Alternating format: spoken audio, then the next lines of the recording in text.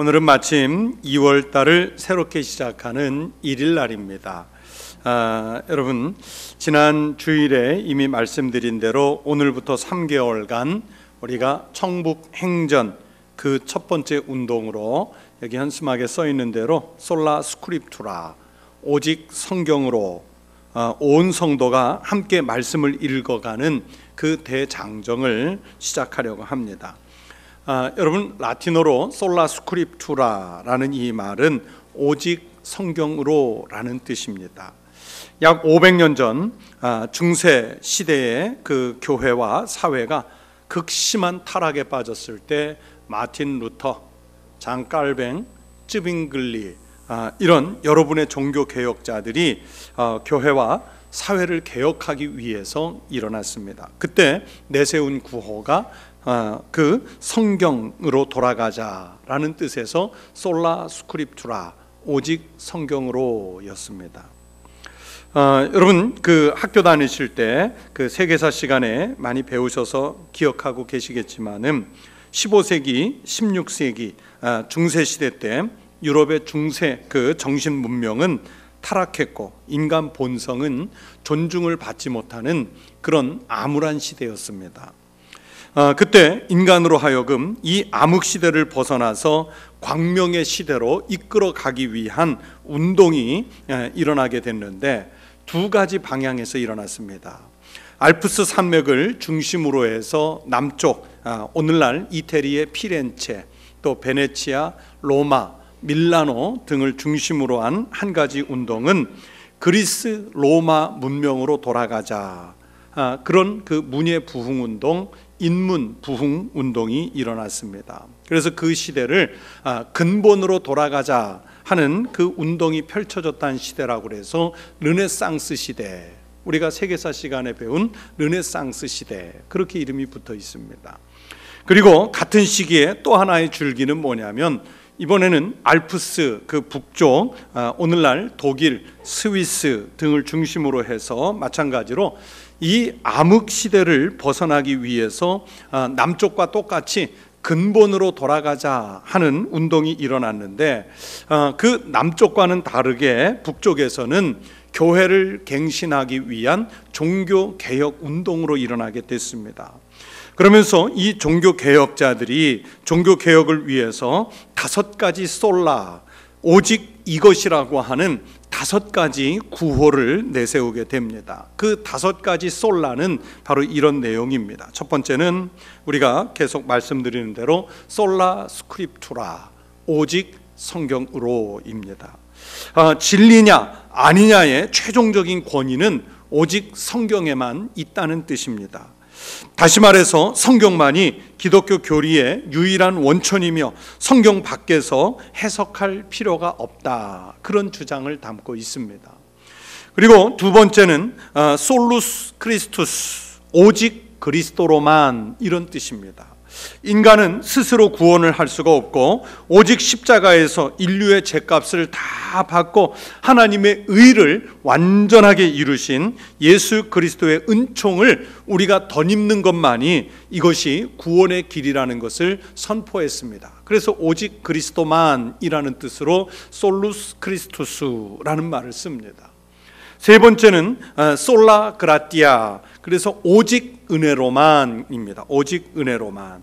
구원에 필요한 인간의 조건은 아무것도 없습니다. 구원은 전적으로 하나님께서 우리에게 선물로 주실 때만 가능합니다. 우리는 행위의 대가로 구원을 받는 것이 아니라 하나님이 구원을 받을 수 없는 우리 같은 죄인을 선택해 주신 것, 그래서 하나님의 생명을 우리에게 주신 것, 이것은 전적인 하나님의 은혜입니다. 그래서 솔라 그라티아입니다. 네 번째는 솔라 피데입니다. 오직 믿음으로만입니다. 하나님이 주시는 구원의 선물, 즉 은혜는 오직 믿음을 통해서 받는 것이지 어떤 다른 조건이 요구되지 않는다는 말씀입니다. 믿음만이 구원의 조건일 뿐입니다. 어떤 선행을 쌓는다든지 헌금을 많이 한다든지 사람들에게 명망을 가져야 한다든지 그런 것이 구원의 조건이 아니라 솔라 피데, 오직 믿음으로만입니다. 그리고 마지막으로 다섯 번째는 솔리데오 글로리아, 오직 하나님께 영광입니다. 여러분, 구원은 하나님이 시작하시고 하나님께서 완성하시는 일이며, 이 놀라운 구원의 역사에 우리 인간이 의지를 갖고 참여할 수 있는 부분은 하나도 없습니다. 그렇기 때문에 이 구원의 과정을 이루어 가시는 모든 영광은 하나님이 받으셔야 하는 것이고, 우리가 조금이라도 이 하나님의 영광을 가로채려 해서는 안 되는 겁니다. 그래서 솔리데오 글로리아, 그렇게 이야기를 합니다. 여러분 보세요. 개혁자들이 이 다섯 가지 그 정신을 내세우는데, 이들이 생명을 걸고 종교 개혁을 하면서 첫 번째로 내온 정신이 바로 오직 성경으로만입니다. 여러분, 성경 말씀이 없는 교회, 성경 말씀을 상실한 개혁은요, 그것이 인간의 눈으로 입장해서 볼 때 아무리 옳은 것 같고 정의로운 것 같아도요, 여러분, 그것은 하나님의 뜻이 아닙니다.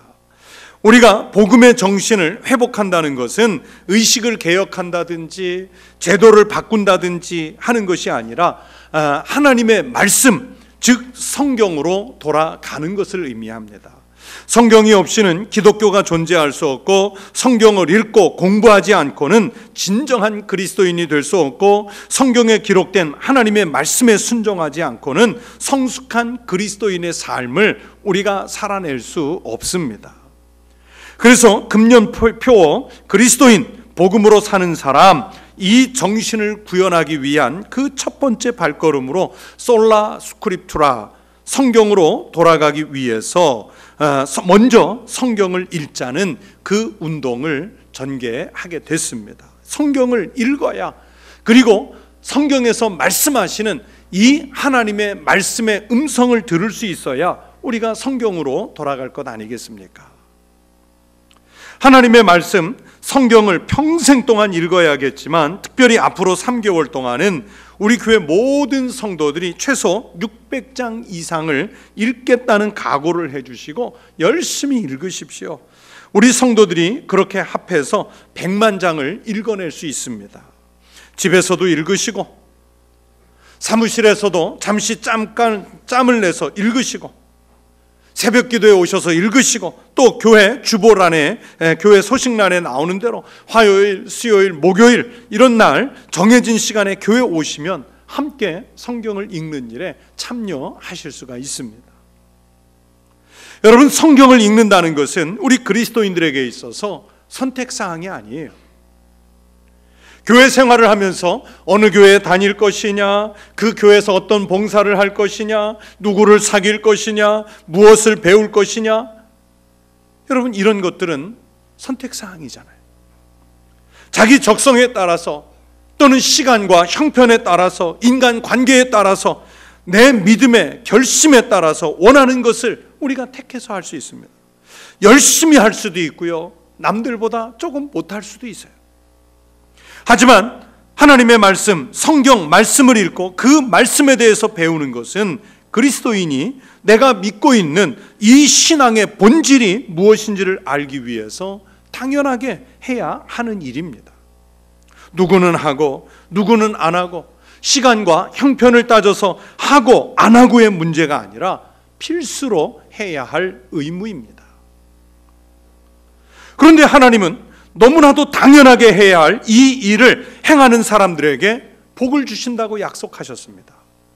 요한계시록 1장 3절에서 사도 요한을 통해서 하나님의 말씀을 읽는 것에 대해서 이렇게 말씀하십니다. 이 예언의 말씀을 읽는 자와 듣는 자와 그 가운데 기록한 것을 지키는 자는 복이 있나니 때가 가까움이라.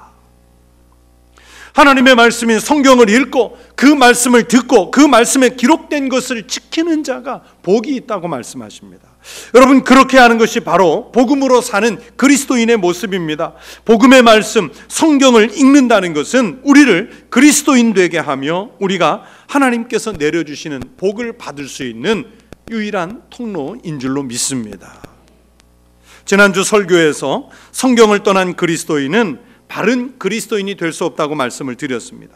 디트리 보네포 목사님은 교회가 어떻게 교회가 되고 그리스도인이 어떻게 그리스도인이 되는지 이렇게 설명합니다. 교회는 여전히 성경을 소유하고 있다. 교회가 성경을 소유하는 한 우리는 여전히 거룩한 기독교 교회를 믿을 수 있다 그랬습니다.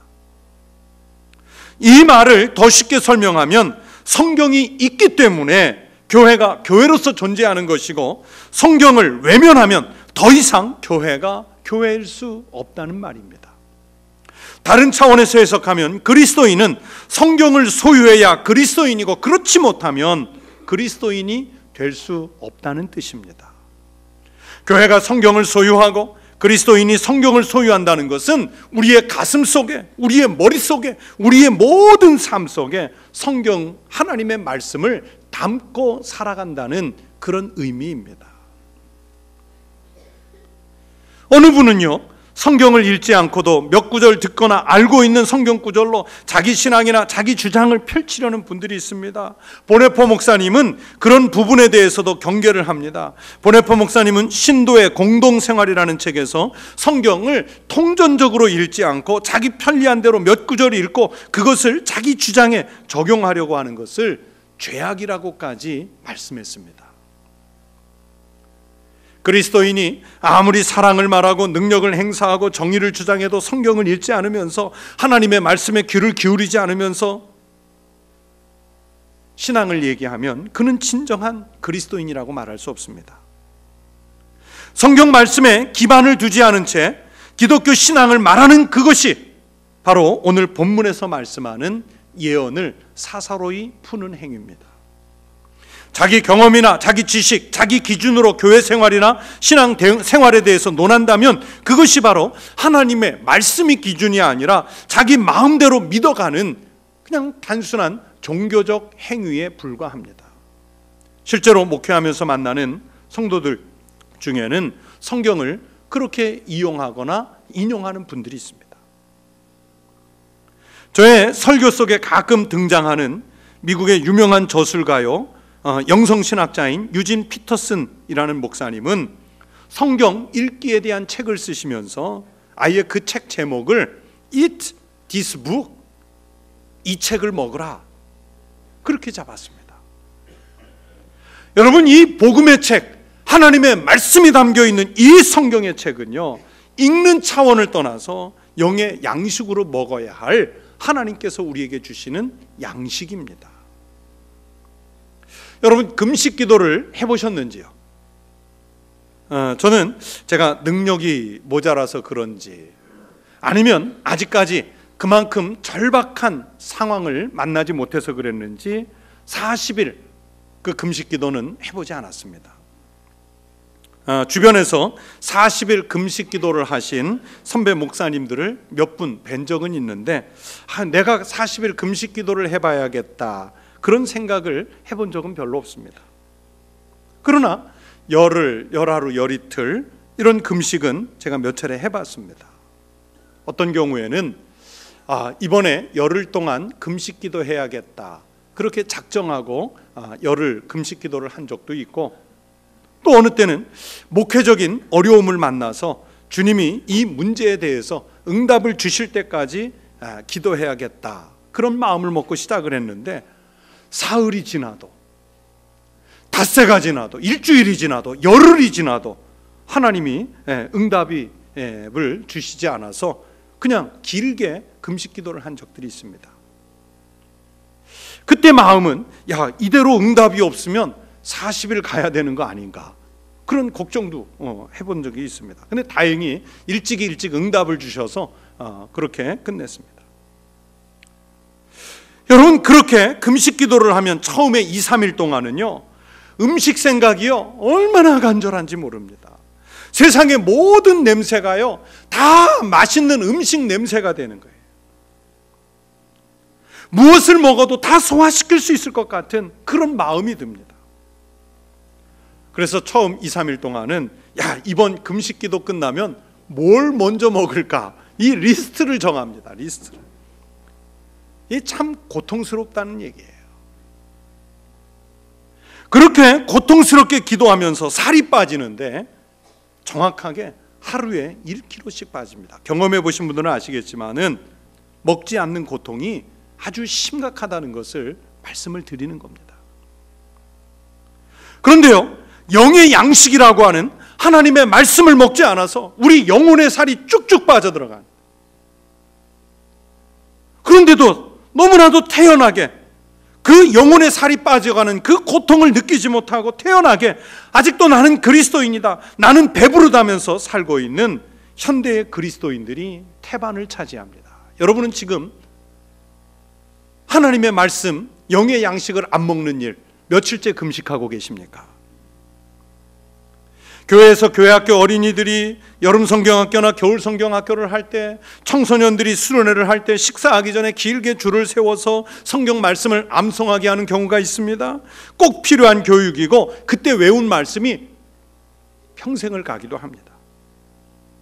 그러나 그 한때만이 아니라 늘 그렇게 영의 양식을 먹도록 해야 합니다. 부모님이 먹고 선생님이 먹고 지도자들이 먹고 그 맛이 너무 달다는 것을 알기 때문에 자녀들에게, 제자들에게, 그리고 우리 믿음의 후배들에게 그 달고 오묘한 말씀의 맛을 우리가 전해줄 수 있어야 하잖아요. 그래서 저는 작지만은 목사이기 전에 한 사람의 그리스도인으로서 제 나름대로 하나의 원칙을 정했습니다. No Bible, no food. 말씀을 먹지 않으면 그날 육의 양식도 없다. 그렇게 잡았어요. 하루 6장 이상을 읽는 것을 기준으로 해서 읽으려고 하는데, 그렇게 되면 1년에 2독이거든요. 근데 대부분은 매일 그것보다는 조금씩 더 읽으니까 작년 2014년 기준으로 놓고 보면 연초에 성경 통독 사경회 한 것까지 11월 말까지 성경을 정독으로 4번을 읽게 되더라고요. 여러분, 요즘은요 성경 읽기가 얼마나 편하고 좋은지 모릅니다. 여러분 스마트폰 쓰시잖아요. 여러분 태블릿 많이 가지고 다니시잖아요. 거기에다가 성경 앱을 다운받아서 깔아서 놓으니까 성경책 무거워서 못 들고 다닌다, 이런 핑계가 없습니다. 휴대폰이나 태블릿을 손에 들고 다니는 한은 성경은 언제나 손 아래 있습니다. 성도 여러분, 우리가 그리스도인으로 살겠다, 믿음으로 살겠다, 복음에 합당한 삶을 살겠다고 하면서 성경을 먹지 않으면서 어떻게 우리가 하나님의 말씀대로 산다라고 이야기할 수 있겠습니까? 성경은 하나님의 백성이라면 누구라도 읽고 배워야 할 하나님께서 우리에게 먹여주시는 양식인 줄로 믿습니다. 모세가 이스라엘 백성들을 이끌고 광야길을 40년 동안 갔습니다. 그리고 이제 그 여정을 거의 마칠 때쯤 이스라엘 백성들이 요단강을 건너 가나안 땅으로 들어가기 전에, 모세 임종하기 전에 다시 한번 이스라엘 백성들에게 하나님의 계명의 말씀을 다시 전해주시는 말씀이 신명기서의 말씀이에요. 그래서 신명기를 읽어보시면 하나님의 말씀에 기초한 삶을 살아야 한다는 그 말씀을 아주 많이 반복해서 선포하고 있습니다. 신명기 11장 1절 2절의 말씀을 이번에 성경 통독 사경회 때 읽은 새 번역 성경으로 봉독할 테니까 여러분 주의 깊게 경청해 보세요. 그러므로 당신들은 주 당신들의 하나님을 사랑하며 그의 직임과 법도와 규례와 명령을 항상 지키십시오. 주 하나님의 위엄과 강한 손과 편파를 기억해야 할 사람은 당신들의 자녀가 아니라 바로 당신들입니다. 무슨 말씀입니까? 하나님의 말씀을 먹어야 할 사람은요, 내 자녀들이 아닙니다. 제자들이 아닙니다. 나보다 신앙생활 경력이 짧은 사람들이 아닙니다.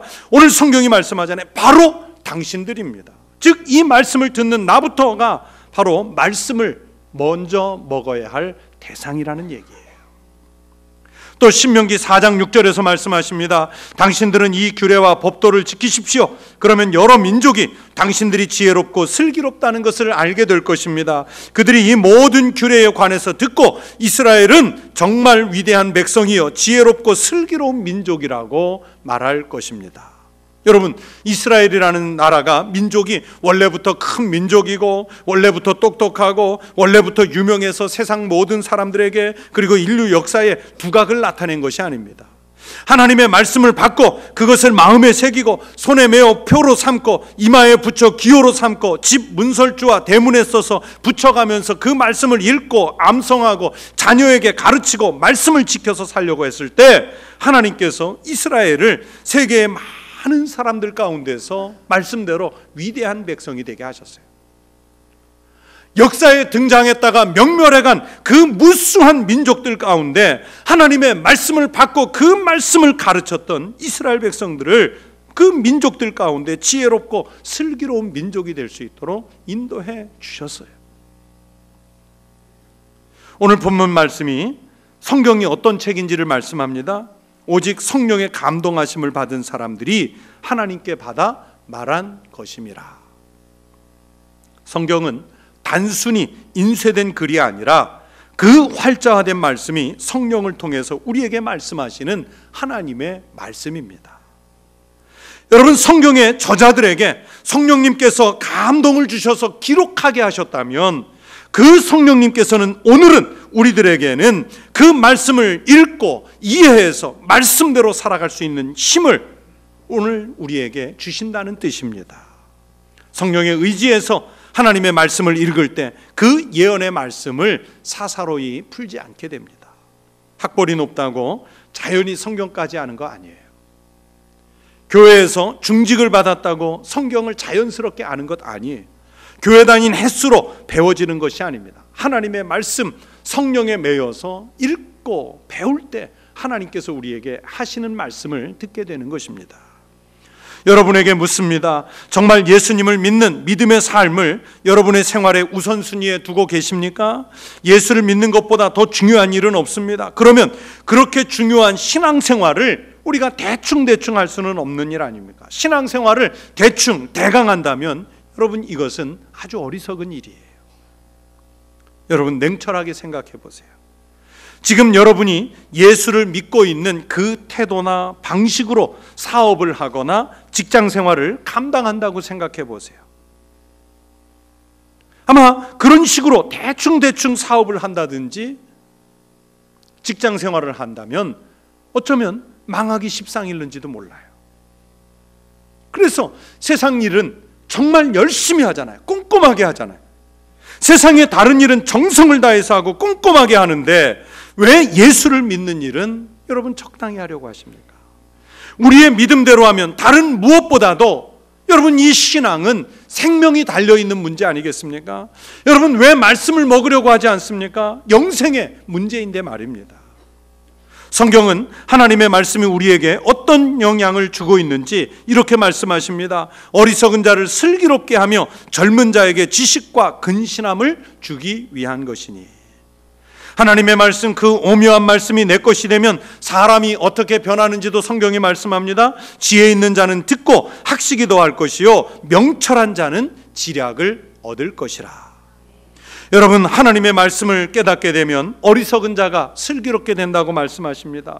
젊은 사람들이 지식도 얻게 되고 근신하는 것도 배운다고 말씀하십니다. 하나님의 말씀을 깨달아 알게 되면 학식이 더해지고 지략을 얻게 된다고 말씀하십니다. 이렇게 귀한 말씀을 왜 먹으려고 하지 않습니까? 말씀을 먹지 않은 채로 신앙생활을 하는 것은 말 그대로 무늬만 그리스도인 될 수 있습니다. 성경을 읽고 이 말씀의 맛을 찾는 일에 여러분의 시간과 여러분의 마음을 투자해 보십시오. 하나님께서 여러분이 예상하는 것보다 훨씬 더 큰 복을 내려주실 줄로 믿습니다. 성경 속에서 성령의 인도하심을 따라서 말씀의 복을 풍성하게 누리시는 성도들이 되시기를 축원합니다. 특별히 천국행전 첫 번째로 오직 말씀으로만 솔라 스크립투라 이 일을 진행해 갈 때 하나님의 말씀의 맛을 발견하셔서 그 말씀을 읽고 이해하고 듣는 일에 그리고 준행하는 일에 열심을 내는 우리 천국교회 모든 믿음의 성도들 되시기를 축원합니다.